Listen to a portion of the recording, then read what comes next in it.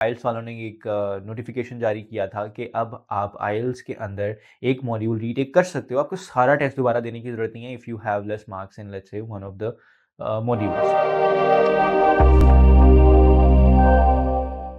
अस्सलाम वालेकुम, welcome to another video. I welcome you all to our YouTube channel. If you haven't subscribed yet then please subscribe कर लें ताकि आपको notification आ सकें और आप अपडेट रह सकें विद द कमिंग वीडियोस। आज की वीडियो में मैं बात करूंगा कि क्या प्रॉब्लम है विद आइल सिंगल मॉड्यूल रीटेक। मार्केट तो बहुत ज़्यादा हुआ और उसके बाद लोगों ने इसके ऊपर बहुत ज़्यादा खुशी का इजहार भी किया कि okay this is very nice thing कि अब सिंगल मॉड्यूल रीटेक आ चुका है और अब हम इसको अवेल कर लेंगे। बट उसमें प्रॉब्लम एक है मेजर जो कि लोग इग्नोर कर रहे हैं sort of. And I think जब आपके सर पर पड़ती है और आप उस सिंगल मॉड्यूल रीटेक को उस तरह से अवेल नहीं कर पाते जैसे आपने सोचा होता है दिमाग में, तो कहीं ना कहीं फिर आपको होता है कि यार ये this is not something which I had in my mind, तो maybe it's not that effective. तो मैं इस वीडियो में उसके बारे में बात करूंगा। सबसे पहले तो वो लोग जो कि जिनको रीटेक के बारे में थोड़ा सा आइडिया नहीं है, मैं उन लोगों के लिए बता दूं कि सिंगल मॉड्यूल रीटेक ये है कि earlier I mean at the end of the last year जो है आइल्स वालों ने एक नोटिफिकेशन जारी किया था कि अब आप आइल्स के अंदर एक मॉड्यूल रीटेक कर सकते हो। आपको सारा टेस्ट दोबारा देने की ज़रूरत नहीं है if you have less marks in let's say one of the modules. तो अगर आपकी राइटिंग में कम है तो आप सिर्फ राइटिंग को रिपीट करो बजाय कि आप अपना लिसनिंग, रीडिंग और स्पीकिंग भी रिपीट कर रहे हो, विच इज़ फाइन, जो कि एक अच्छा फैक्टर है और एक अच्छी नोटिफिकेशन थी। मैंने खुद भी वीडियो बनाई थी उसके ऊपर और that was beneficial obviously. But there are certain problems with it. सबसे पहले प्रॉब्लम ये है, नुआंस ये है कि लोग समझते हैं कि it is for every test. It's not. दो किस्म का आइल्स है हमारे पास, कंप्यूटर बेस्ड है और पेपर बेस्ड है। कंप्यूटर बेस्ड आइल्स वो है जब आप कंप्यूटर के ऊपर जाकर टेस्ट दे रहे होते हो। आपकी रीडिंग, आपकी लिस्निंग और आपकी writing is everything on computer. You are typing it, you are not writing from your hand. That is computer based IELTS, जिसे सीबीटी बोलते हैं। रीटेक जो है वो हमारे कंप्यूटर बेस्ड आइल्स के अंदर अवेलेबल है, हमारे पेपर बेस्ड आइल्स के अंदर जो है वो रीटेक उस तरह से अवेलेबल नहीं है। तो that was the initial thing जो कि लोगों को समझ नहीं आया and they were like okay this is really cool factor. But हर कोई चीज़ के बता रहा था, even I mention that in my video earlier कि ये this is only for the computer based test. So if you are opting for the paper based test जो कि हाथ से आपने लिखा है और आप हाथ से सॉल्व किए, रीटेक वाली चीज़ को भूल जाओ। दूसरी चीज़, आइल्स यूकेवीआई होता है, एक हमारे पास सिंपल आइल्स एकेडमिक होता है और एक आइल्स एकेडमिक यूकेवीआई होता है। जो यूकेवीआई है उसके अंदर आपके पास रीटेक का ऑप्शन अवेलेबल नहीं है। It's for the non UKVI module. ये एक और नुआंस है जो कि प्रॉब्लमेटिक है लिटिल बिट। अगर डिफरेंस नहीं पता तो यूकेवीआई में सर्वेलेंस थोड़ी एक्स्ट्रा होती है। टेस्ट की डिफिकल्टी में कोई डिफरेंस नहीं है, टेस्ट की प्रिपरेशन में कोई डिफरेंस नहीं है, सिर्फ सर्वेलेंस थोड़ी ज़्यादा है, वहाँ पे कैमराज एक्स्ट्रा हैं, थोड़ी मतलब स्ट्रिक्टनेस थोड़ी सी ज़्यादा है। The test in itself is the same. एक और चीज़ जो कि यूकेवीआई की डिफरेंट है वो ये कि in case if you are applying for the UK specially for the bachelors, तो they demand that you should have the IELTS UKVI. Higher degrees के लिए इट्स नॉट दैट प्रॉब्लमेटिक, लेकिन फॉर द बैचलर्स या फिर foundation वगैरह के लिए अगर आप जा रहे हैं तो आपका यूकेवीआई होना ज़रूरी है। अब अगर तो आप यूकेवीआई के लिए ऑप्ट कर रहे हो तो फिर आप ये ऑप्शन भी साइड पे निकाल के रख दो कि अगर लेट्स से आपके एक में कम आते हैं तो आप उसको रीडू कर सकते हो। नहीं कर सकते, आपको सारा टेस्ट ही दोबारा देना पड़ेगा। ये फैक्टर हो गया। तीसरा factor, the duration and the money that is being involve in this process.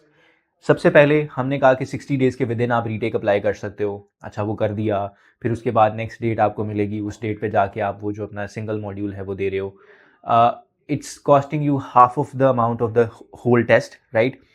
आपको टोटल टेस्ट लेट से अगर 55-60 हज़ार तक है based on whichever test that you selected, अगर हम उसकी हाफ अमाउंट कर रहे हैं तो आपने कंसिडर करना है कि अच्छा ये this is something that I need to pay in order to avail the single module retake. अगर हम ये देखें कि हम 60 डेज तक हम कहीं कर सकते हैं अप्लाई और हम इतनी अमाउंट देकर अपना एक मॉड्यूल लेट से कर रहे हैं, एक जो चीज़ जो कि बार बार पूछी जाती है, मुझसे लोग पूछते हैं कि अगर मैंने सिंगल कर लिया तो उसका ओवरऑल पे क्या फ़र्क पड़ेगा, और कुछ लोग ये भी कहते हैं कि ओवरऑल नहीं बढ़ते। देखें ऐसा है नहीं, मतलब देखो ना, आपका जो स्कोर है वो आपका ओवरऑल जो स्कोर होता है वो 4 मॉड्यूल्स की एवरेज होती है। चारों को ऐड करके आपने 4 पे डिवाइड करना होता है, that is the average which you have as an overall score, right. अब अगर आपका बढ़कर इतना ज़्यादा नहीं बढ़ा, मतलब उसमें 0.5 बढ़ा है, मतलब 0.5 इज द मिनिमम, कह लो कि इंक्रीज उसमें आ सकता है। 5.5 था तो 6 हो गया है। तो क्या बाकी मॉड्यूल्स इस काबिल थे कि वो जो 6 का एडिशन मतलब एक 0.5 का एडिशन हुआ है उससे आपकी ओवरऑल जो परफॉर्मेंस है वो इंक्रीज होगी कि नहीं? अगर तो नहीं उसकी एवरेज उतनी बन रही तो फिर there is no point in going for the retake, you should go for the whole test once again. But अगर आपको लगता है कि मैं 0.5 भी अवेल मज़ीद कर लूँगा तो उसके बाद जो मेरा ओवरऑल स्कोर है वो भी इंक्रीज़ हो जाएगा और मेरा उस मॉड्यूल को भी कवर हो जाएगा, सो फिर you can consider that. But time constraint जो है वो एक काफ़ी प्रॉब्लमैटिक होता है। हाँ, ये एक साइकी है अनफॉर्चुनेटली स्टूडेंट्स की। वो ये कहते हैं कि जब हमारे इनटेक बहुत पास है नहीं तो तभी टेस्ट देना है, और फिर जल्दी भी होती है कि जल्दी तैयारी भी करनी है, जल्दी टेस्ट भी देना है। बस डेट डेट तो पास है, डेट्स बहुत कम हैं। तो अब अगर उस केस में खुदा ना खास्ता आपके नहीं आते स्कोर और आपको रीटेक की तरफ, सिंगल मॉड्यूल रीटेक की तरफ जाना पड़ता है, तो फिर क्या मसले मसाइल हो सकते हैं आपके साथ। तो ये एक जो है ना टाइम कंस्ट्रेंट जो है that is a very big problem कि कब आप अप्लाई करोगे उसके लिए और आपको डेट मिलेगी और उसके बाद आप उसमें अपीयर होगे और फिर उसका जो टीआरएफ आएगा that is around like after a couple of days of the test.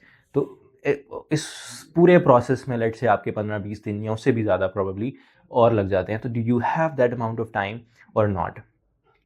तो वीडियो बनाने का मकसद सिर्फ वो फैक्टर्स को हाईलाइट करवाना था which you need to consider. मैं ये नहीं कह रहा कि it's not a good update, it is a good update specially for those students who have who want to appear for the computer based test obviously।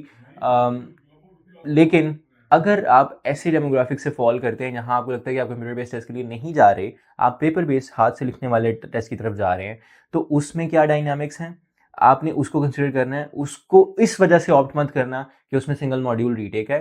ये चीज़ें पहले clarify कर लो। और इसी तरह से अक्सर स्टूडेंट बाद में पूछते हैं, लेकिन अगर UKVI की तरफ जा रहे हो तो फिर भी सिंगल मॉड्यूल रीटेक जो है that you won't be able to opt it. ठीक है, in the future and maybe जो भी है चेंजेस आ जाएंगे, for now you can't take that test in that particular test, the single module retake. So these are few problems that I wanted to highlight. These are some challenges, you can say, yeah, limitations of the single module retake that you need to consider while you are opting for your IELTS exam. I hope this video was helpful. If you want to know more about IELTS, PT, Language Cert, Oxford, or any other English language test, you can reach out to Verify Group of Companies and we will be more than happy to help you in that. Thank you so much for watching the video.